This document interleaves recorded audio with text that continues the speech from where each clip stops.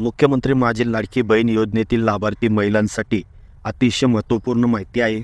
जर तुम्ही या योजनेअंतर्गत दरमहा 1500 रुपयाचा लाभ घेत असाल आणि हा लाभ पुढे देखील असाच चालू राहावा याकरिता अशा महिलांसाठी ही शेवटची संधी आहे। यासाठी शेवटचे काही दिवस शिल्लक राहिलेले आहेत।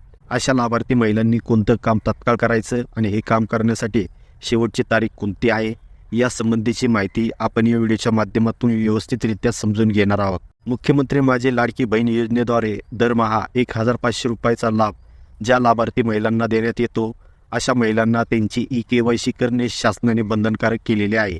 त्यामुळे भरपूर अशा लाभार्थी महिलांनी आपली ई-केवायसी प्रक्रिया करून घेतलेली होती, परंतु यातील काही लाभार्थी महिलांची ई-केवायसी अजून करणे बाकी राहिलेले आहेत किंवा काही महिलांची ही ई-केवायसी प्रक्रिया करत असताना चुकीचा पर्याय निवडल्यामुळे या लाभार्थी महिला या योजनेसाठी पात्र असून देखील अशा महिलांचा या योजनेतील लाभ थांबविण्यात आलेला आहे किंवा बंद झालेला आहे किंवा त्यांना काही महिन्याचा हप्ता अजूनपर्यंत मिळालेला नाही।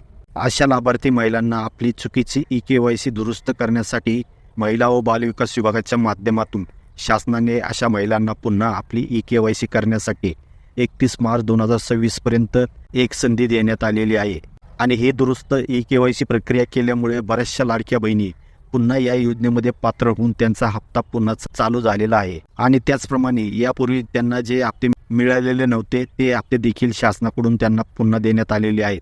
त्यामुळे लाडकी बहीण योजनेतील ज्या लाडक्या बहिणींची ई-केवायसी अजून झालेली नाही किंवा ई-केवायसी चुकीच्या पद्धतीने केली गेल्यामुळे ज्यांचा हप्ता सध्या बंद करण्यात आलेला आहे अशा लाडक्या बहिणींनी लवकरात लवकर 31 मार्च 2026 या शेवटच्या तारखेपर्यंत देण्यात आलेल्या एका संधीद्वारे आपली ई-केवायसी प्रक्रिया पुन्हा करून घ्यावी, तरच तुम्ही लाडकी बहीण योजनेतील दरमहा मिळणाऱ्या सन्मान निधीच्या पुढील लाभासाठी पात्र राहणार आहेत।